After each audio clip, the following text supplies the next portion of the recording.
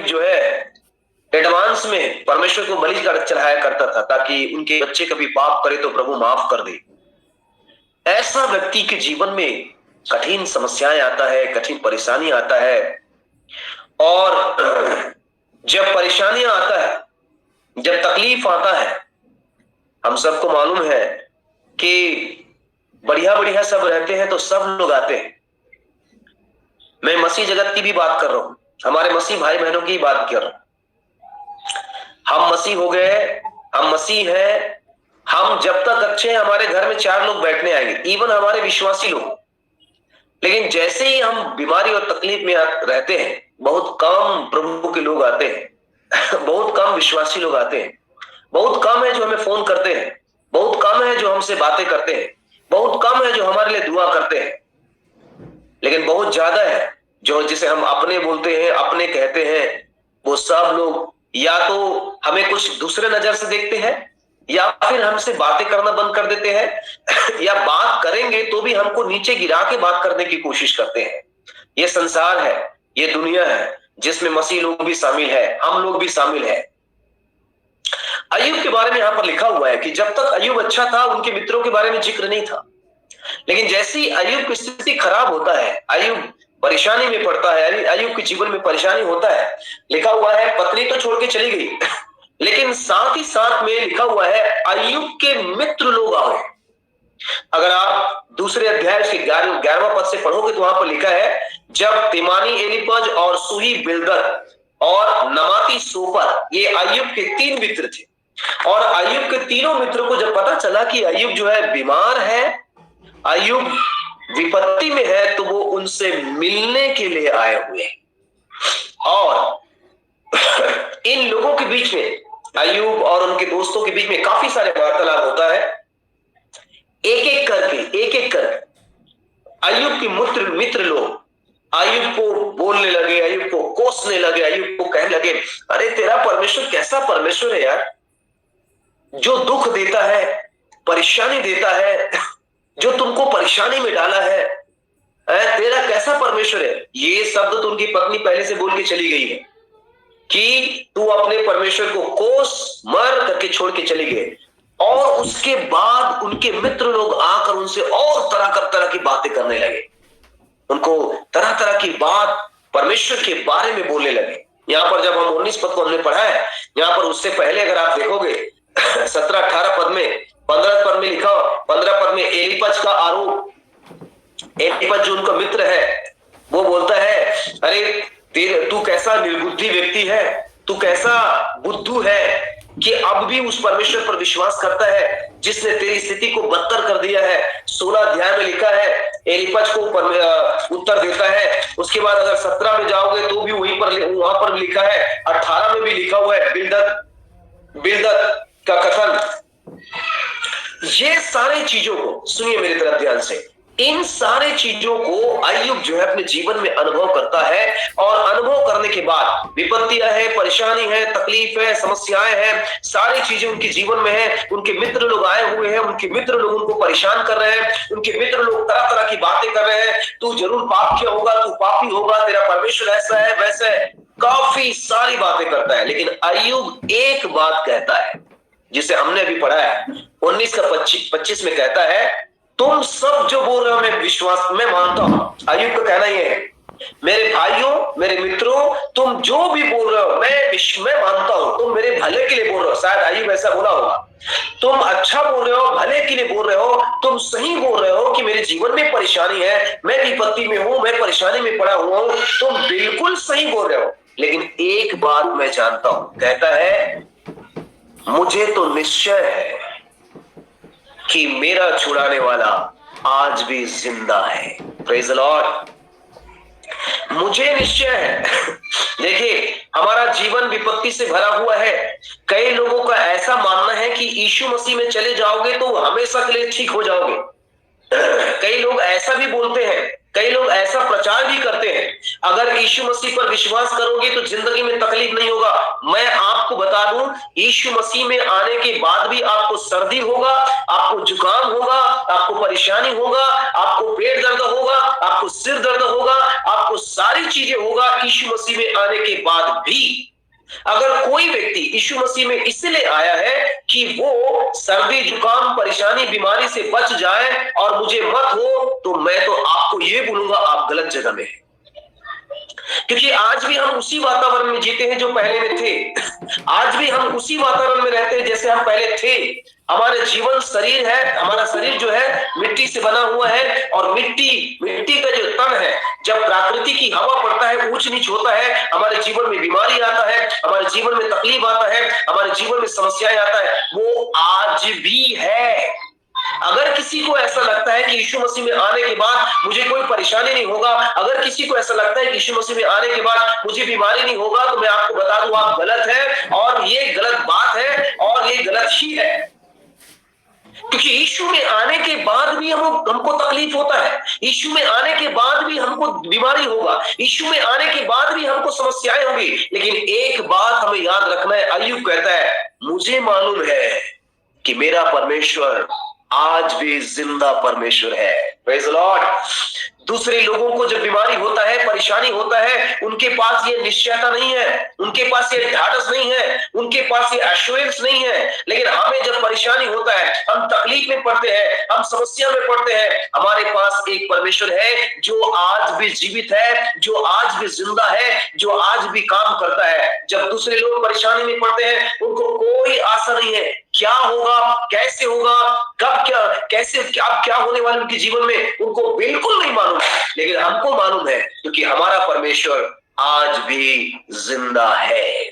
आमीन, हालेलुया। भाई और बहनों, मैं आपको बताना चाहूंगा, आपके जीवन में जब परेशानी आता है, तकलीफ आता है, आप जब परेशानी से होकर गुजरते हैं, लोग ऐसे इस प्रकार से जो अय्यूब को बोले हैं, आपके करीबी के लोग, आपके घर के लोग, आपके मित्र लोग, आपके परिवार के लोग, हो सकता है आपके पति, आपकी पत्नी, आपके बच्चे भी आपको यही कहेंगे, तेरा परमेश्वर कैसा परमेश्वर है जो इस बीमारी से तुमको छुटकारा नहीं देता है।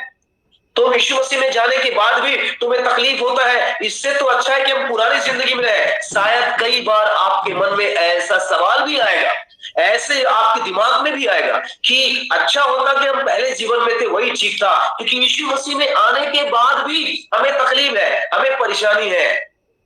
जरूर में विचार आता है, लेकिन मैं आपको बता दूं, अय्यूब कहता है मैं बीमार हूं, ये सत्य है, मेरा सब चीज लूट गया है, ये सत्य है, मेरे बच्चे मर गए हैं, ये सत्य है, मेरे जीवन में मेरा शरीर पूरा फोड़ा से भर गया है, ये भी सत्य है, मैं अभी विषम परिस्थिति से होकर गुजर रहा हूं, ये भी सत्य है। लेकिन अय्यूब कहता है इन सब परिस्थिति के होने के बावजूद भी, ये सारी तकलीफ होने के बावजूद भी, मैं जानता हूं कि मेरा परमेश्वर आज भी जिंदा है।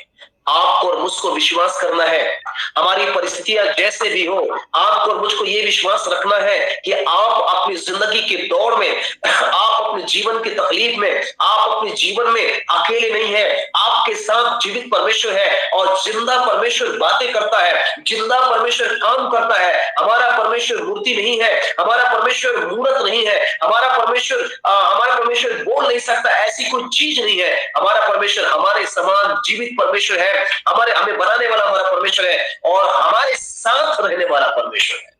क्योंकि बाइबल में लिखा है मैं तुम्हें कभी अनाथ नहीं छोड़ूंगा, बाइबल में लिखा है मैं तेरे साथ रहूंगा, मत डर मैं तेरे साथ रहूंगा, ये बाइबल में लिखा है, ये परमेश्वर का वचन है। और वही बातें यहाँ पर अय्यूब जो है अपने मित्रों के सामने रखता है। भाइयों, मित्रों, तुम लोग जो बोल रहे हो बिल्कुल सही बोल रहे हो, लेकिन मैं जानता हूं मेरा परमेश्वर आज भी मेरे लिए जिंदा है। और उसके बाद आगे कहता है तो मुझे तो निश्चय है कि मेरा छुड़ाने वाला कहता है। आप जानते हो यहां पर जो शब्द लिखा है छुड़ाने वाला, अगर पुराने नियम में देखें तो ये जो शब्द जो छुड़ाने वाला है, अंग्रेजी भाषा में उसको किन्समैन बोलते हैं। किन्समैन का मतलब होता है जो नजदीकी का, खून का रिश्तेदार। छुड़ाने वाला जो शब्द लिखा है उसको अंग्रेजी में किन्समैन बोलते हैं, और वो किन्समैन का मतलब होता है, जो छुड़ाने वाला जो शब्द लिखा है वो उसको बोलते हैं नजदीकी का रिश्तेदार, खून का रिश्तेदार। मैं आपको उदाहरण देता हूं। अगर हम रूत की किताब को पढ़ेंगे तो रूत की किताब में नौमी एलीमेलेक के 2 बच्चे थे। नौमी एलीमेलेक नौमी दोनों पति पत्नी, दोनों के 2 बच्चे थे। ये लोग बाहर देश चले गए। तीनों घर के तीनों जो मर्द लोग हैं वो खत्म हो जाते हैं और नौमी और रूत बचता है, ओरपा भी चली जाती है। अब जब समय आता है वो लोग वापस बैतलहम को आते हैं और जब बैतलहम को आते हैं तो पहले से ये लोग बेच बुचा के सब चीज छोड़ छुड़ा के चले गए थे। मतलब अभी ये बोअज के कब्जे में, उनकी सारी संपत्ति बोअज के कब्जे में।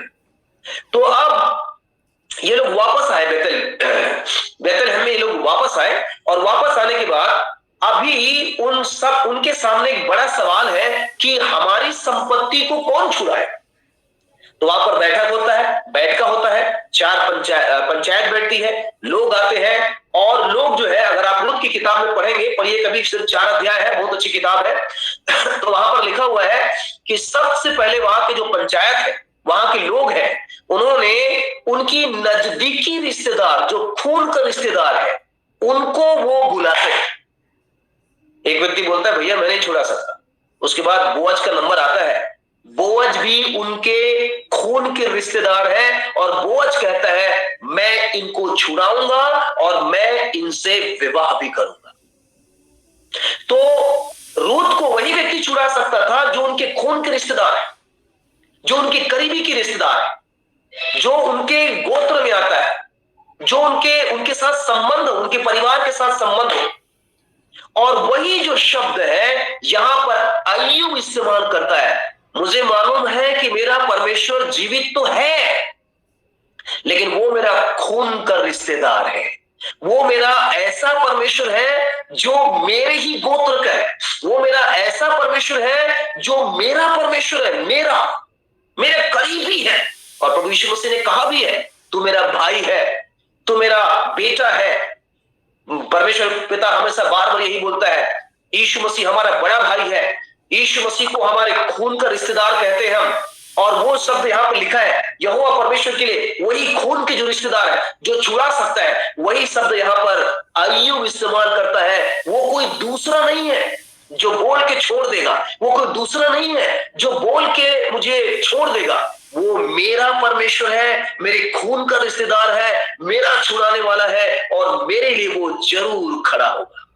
मेरे प्रियो, जब आप यीशु मसीह को अपना लेते हैं, जब आप यीशु मसीह को मानते हैं, आप बिल्कुल निश्चिंत रहिए। आपकी हर परेशानी में, आपकी हर जरूरत में, आपके हर तकलीफ में आपके खून का रिश्तेदार जो यीशु मसीह है, आपके खून का रिश्तेदार जो प्रभु यीशु मसीह है, आपके करीबी जो प्रभु यीशु मसीह है, आपका अपना परमेश्वर जो प्रभु यीशु मसीह है, आज भी जिंदा है और वो हमें छुड़ाने के लिए आज भी तैयार है। लेकिन क्या आपका और मेरा विश्वास अय्यूब के समान अटल है? क्या आपका और मेरा विश्वास अय्यूब के समान बिल्कुल स्थिर है?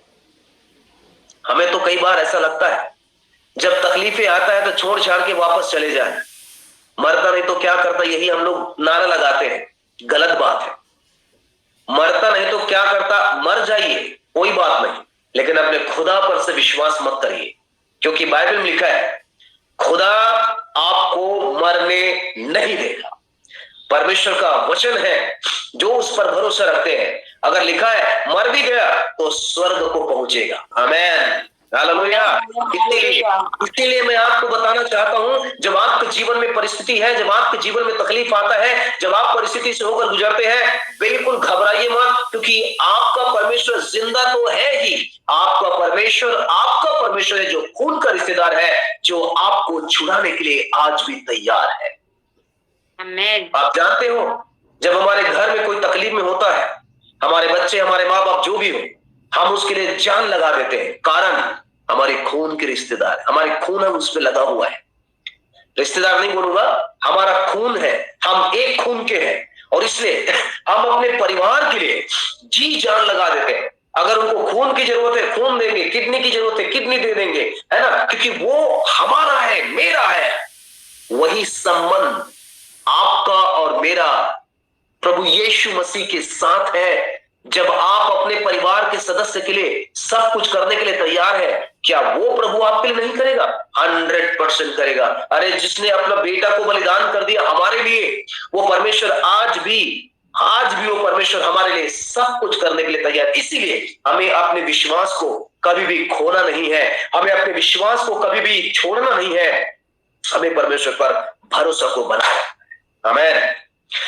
अब दूसरी बात, क्यों अय्यूब कहता है, सुनिए ध्यान से, क्यों अय्यूब कहता है मुझे तो निश्चय है कि मेरा छुड़ाने वाला जिंदा है? क्यों कहता है? हम देखे हैं कि अय्यूब का विश्वास परमेश्वर पर है, वो अय्यूब परमेश्वर पर पूरी तरह से विश्वास करता है, उनके नजदीक का रिश्तेदार है। क्यों अय्यूब कहता है कि मेरा परमेश्वर आज भी जिंदा है, आज भी छुड़ाने वाला है? क्यों कहता है? उनको अनुभव है, उन्होंने अनुभव किया है, उन्होंने अपने जीवन में चखा है। चखा क्या है? वो ये चखा है, अगर आप उत्पत्ति से लेकर पहला सामुएल की किताब तक पढ़ोगे, सुनिए ध्यान से, अगर आप उत्पत्ति से लेकर पहला सामुएल की किताब तक पढ़ोगे तो पहला सामुएल की किताब तक यहोवा परमेश्वर ही राजा था। सुनिए ध्यान से, यहोवा परमेश्वर ही राजा था। उसके बाद लोगों को पसंद नहीं आया।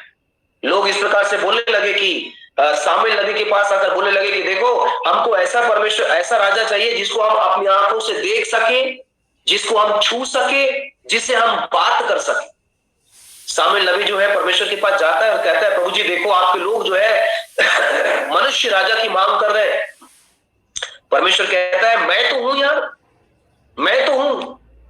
तो सामुएल कहता है, प्रभु जी वो मानने के लिए तैयार ही नहीं है। तब परमेश्वर ने उनको साउल नामक व्यक्ति को दिया, जो इजराइल का पहला राजा हुआ। अब सुनिए ध्यान से, उत्पत्ति से लेकर सामुएल की किताब तक अगर आप इजराइलियों के जीवन में देखोगे, इजरायली लोग हर जगह विजय प्राप्त करने वाले, और किसी भी भली वस्तु की घटी होने प्रभु ने नहीं दिया। हर जगह परमेश्वर उनके साथ रहा। वो लोग हार नहीं माने, वो लोग हार देखे भी नहीं। लेकिन जब से ये मनुष्य राजा बनाया, उन्होंने मनुष्य को राजा चुना, उनके जीवन में हार आया, उनके जीवन में परेशानी शुरू हो गई, उनको चीजें सही मायने में मिल नहीं रहा है। कारण यहां संसारिक राजा मिलने के कारण से। लेकिन जब तक परमेश्वर स्वयं राजा था, स्वर्ग से मन्ना गिरना, उनके लिए अद्भुत रीति से उपाय करना, रात में अग्नि की ज्वाला बन जाना, दिन में बादल की खंभा बन जाना, क्योंकि राजा को मालूम है अपनी प्रजा की देखभाल कैसे करना है। अर्थात परमेश्वर को मालूम था कि अपनी प्रजा की देखभाल कैसे करना है। परमेश्वर ने कभी भी अपने लोगों को अकेला नहीं छोड़ा। रूत की किताब तक परमेश्वर ने कभी भी अपने लोगों को अकेला नहीं छोड़ा। परमेश्वर हर जरूरत को पूरा किया, परमेश्वर उनके साथ रहा। तकलीफ आया, मैं नहीं आया करके नहीं बोल रहा हूं, तकलीफ आया, लेकिन उस तकलीफ में भी परमेश्वर उनको विजय दिया, उनको आशीष दिया, उनको उनके साथ रहा, क्योंकि परमेश्वर उनका राजा था। और ये बात अय्यूब को मालूम है। जब वो मेरा राजा है, जब वो मेरा प्रभु है, मेरा प्रभु मतलब मेरा राजा है, जब वो मेरा राजा है, वो मेरा राजा अपनी प्रजा के लिए जरूर जरूर जरूर खड़े हो जाएगा। ये बात अय्यूब को अच्छी तरह से मालूम है, और इसलिए वो दहाड़ के बोलता है, बड़े हियाव के साथ अपने मित्रों को बोलता है, मुझे मालूम है कि मेरा परमेश्वर आज भी जिंदा है। आमीन। क्योंकि अय्यूब को मालूम है अय्यूब मेरा राजा है। उनको मालूम है कि उत्पत्ति से लेकर रूत की किताब तक जब तक परमेश्वर स्वयं राजा था, तब तक इस्राएलियों को कोई परेशानी नहीं हुआ। वो लाल समुद्र दो भाग हो गए, वो लाल समुद्र से निकल गए, गुलामी से निकल गए। जब गुलामी से परमेश्वर निकाल सकता है, जब लाल समुद्र से परमेश्वर गुजार सकता है, जब मोबाइल से परमेश्वर लड़ाई करा सकता है, जब परमेश्वर विजय दे सकता है, तो ये विपत्ति उनके सामने कुछ भी नहीं है। आज भी वो मेरा राजा है, और मेरे लिए वो क्या है, खड़े हो जाएगा। आमीन आमीन आमीन हालेलुया। हमारा परमेश्वर हमारा राजा है। परमेश्वर को राजा का स्थान दीजिए, परमेश्वर को राजा का दर्जा दीजिए। परमेश्वर जब राजा है, अपने प्रजा को कभी भी वो लज्जित होने नहीं देगा, अर्थात हमें कभी भी लज्जित नहीं होने देगा। और तभी हम बोल सकते हैं मुझे मालूम है कि मेरा छुड़ाने वाला आज भी जिंदा है। Praise the Lord. परेशान मत होइए, घबराइए मत, आप सही जगह में हैं। बस आपको अपने परमेश्वर को पहचानना है, आपको अपने परमेश्वर को जानना है। आपका परमेश्वर जिंदा परमेश्वर है, आपका परमेश्वर छुड़ाने वाला परमेश्वर है, और आपका परमेश्वर आपका राजा है। राजा बनाइए। जब हमारा राजा बन जाता है, हमारा प्रभु बन जाता है, तो हमारा पूरा निर्भरता उसके ऊपर हो जाता है, और वो हमारी हर एक जरूरत को पूरा करता है। क्योंकि राजा का काम है वो अपनी प्रजा की देखभाल करे। राजा का काम है कि वो अपनी प्रजा को तकलीफ पहुंचाने से या पहुंचने से उनको देखभाल करे, उनकी सुरक्षा करे। राजा का काम है। और जब राजा प्रभु मेरा राजा है, मुझे किसी भी बात की फिक्र नहीं है। ये बात अय्यूब को अच्छी तरह से मालूम है, और इसलिए वो अपने दोस्तों को कहता है, मुझे मालूम है कि मेरा छुड़ाने वाला आज भी जीवित है, आज भी वो मेरे लिए काम करने वाला परमेश्वर है। आमीन। दूसरी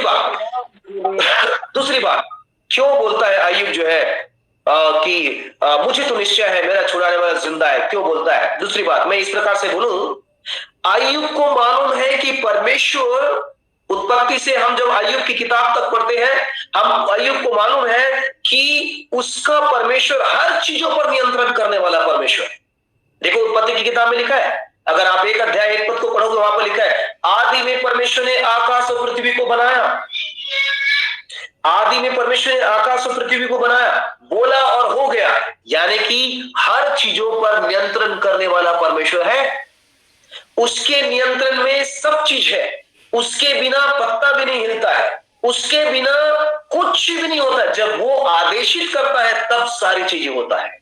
याद रखिएगा, हम मसीहों के जीवन में बिना परमेश्वर के जानकारी के कोई भी चीज नहीं होता है। हाँ, सही सुन रहे हैं आप मुझे। बिना परमेश्वर के जानकारी के हमारे जीवन में कुछ भी नहीं होता है। अगर आपके जीवन में बीमारी भी आता है, परमेश्वर जानता है, क्योंकि बाइबल में लिखा है, परमेश्वर हमारे सिर के बाल जितना गिरता है उसको भी परमेश्वर जानता है। हम लोगों को कई बार ऐसा लगता है कि हम लोग विश्वासी बन गए हैं तो आप कोई भी तकलीफ होता ना, ये शैतान ऐसा कर दिया। अरे शैतान का कोई काम नहीं है इसमें, आप बेचारे को फालतू दोष मत दीजिए। है ना, वो एक कहानी जैसा हो गया, जैसे कि एक लड़का जो है, छोटा लड़का था, वो अपने गांव तरफ जा रहा था, तो गांव के पहले कुआं था, तो कुआं के पास वो सो गया बेचारा थक के। तो शैतान आके उसको जगाता है, ए भाई तू उठ जा यार, कुआं में गिरेगा तो लोग मेरे को बदनाम करेंगे, क्योंकि कुआं है, गड्ढा है, अब तू गिर जाएगा। बोलेगे देख शैतान ने गिरा दिया, जबकि तू अपने नींद में मर रहा है और गिर जाएगा। तो शैतान जाके उठाता है, उठ जा भाई तू चले जा यार, क्योंकि कुआं है, फालतू गिरेगा तो मैं बदनाम होऊंगा। हर चीजों के लिए हम लोग शैतान को बदनाम करते हैं। शैतान ने ऐसा किया, वैसे किया। आप परमेश्वर के लोग हैं, शैतान आपके पीछे जरूर लगा है, लेकिन शैतान आपको छू नहीं सकता। उदाहरण हम इसी किताब में देखते हैं, अय्यूब की किताब में परमेश्वर का वचन कहता है, वो अपने लोगों के चारों ओर बाड़ा बांध के रखने वाला परमेश्वर, हर चीजों को कंट्रोल में रखने वाला परमेश्वर। जब परमेश्वर अनुमति देता है तब हमारे जीवन में होता है। जब परमेश्वर अनुमति देता है तो अपने कंट्रोल में भी रखता है, अपने नियंत्रण में रखता है। और इसलिए अय्यूब को ये बात मालूम है, मेरे जीवन में जो परिस्थिति आया है उस परिस्थिति को परमेश्वर अपने अधीन में रखने वाला परमेश्वर है। और जब परमेश्वर के अधीन में सारी चीजें हैं, तो ये मेरा थोड़ा क्या चीज है, परमेश्वर 2 मिनट में, मिनटों में उसको दूर कर सकता है। ये परमेश्वर को मालूम है, ये अय्यूब को मालूम है। Praise the Lord. हमें जानना है, हमारी हर परिस्थिति को अपने कंट्रोल में रखने वाला हमारा परमेश्वर है। हमारी हर स्थिति को अपने कंट्रोल में रखने वाला हमारा परमेश्वर है। इसीलिए किसी भी बात के लिए, इसलिए हम नए नियम में पढ़ते हैं, नए नियम में लिखा है कि किसी भी चीज के लिए चिंता मत करना, कल क्या खाएंगे, कल क्या पिएंगे, क्या पहनेंगे, क्या करेंगे, बिल्कुल चिंता मत करना, क्योंकि परमेश्वर तुम्हारा स्वर्गीय पिता आप जानता है तुम्हें क्या देना है, क्या नहीं देना है। सारा चीजों को परमेश्वर जानता है, अर्थात परमेश्वर के हाथों में सारा चीज है। ये बात अय्यूब को मालूम है। जब अय्यूब को मालूम है, हमें भी मालूम होना चाहिए।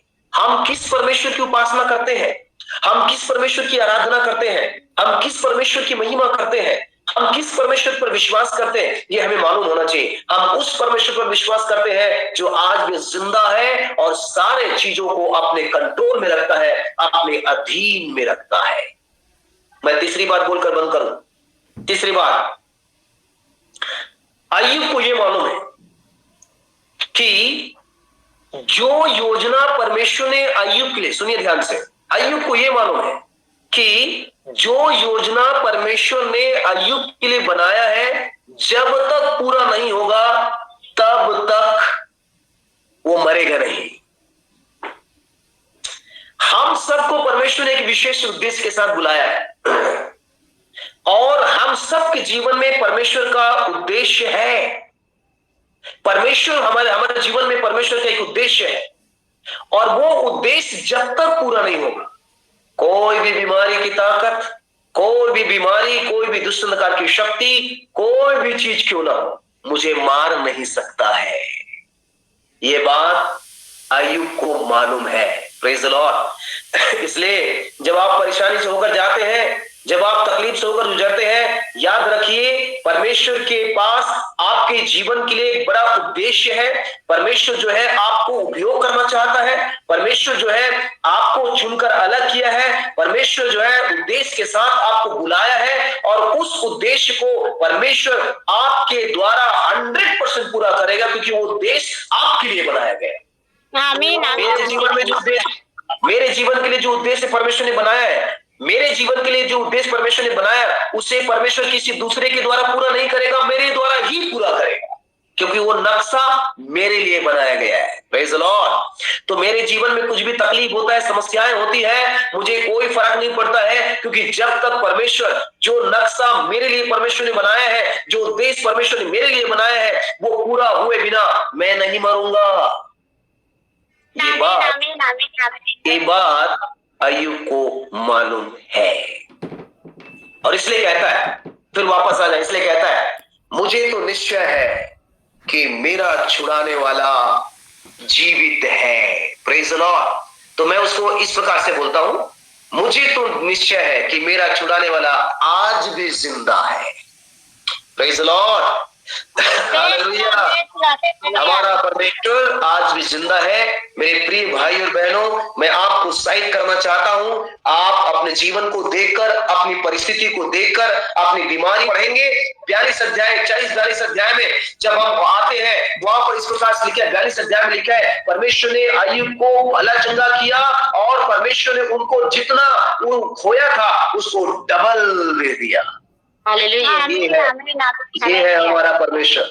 लेकिन आपका विश्वास क्या अय्यूब के समान है? क्या हम अपनी परिस्थिति के बीच में खड़े होकर ये कह सकते हैं, मेरी परिस्थिति बेकार है? जब लोग मुझे बोलते हैं, अरे कौन से प्रभु के पास तू जाता है, काहे के लिए चर्च जाता है, ईसाई बन गया है, ये बन गया है, तुझे क्या फायदा हुआ? अभी भी तो तू बीमार में है, अभी भी तो तू परेशानी में है, अभी भी तो तू कड़की में है, अभी भी तू गरीबी में है, तो क्या फायदा ऐसे परमेश्वर पर विश्वास करने से?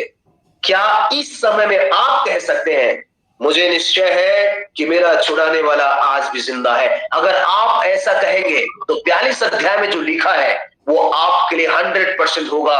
परमेश्वर जो है दुगुना आशीषित करेगा, दुगुना आशीष से भरपूर करेगा, ये मैं विश्वास करता हूं। आमेन, आमेन, आमेन। तो प्रभु का आश्चर्य कर्म को आपके जीवन में पूरा करेगा। आमेन। और अपने विश्वास के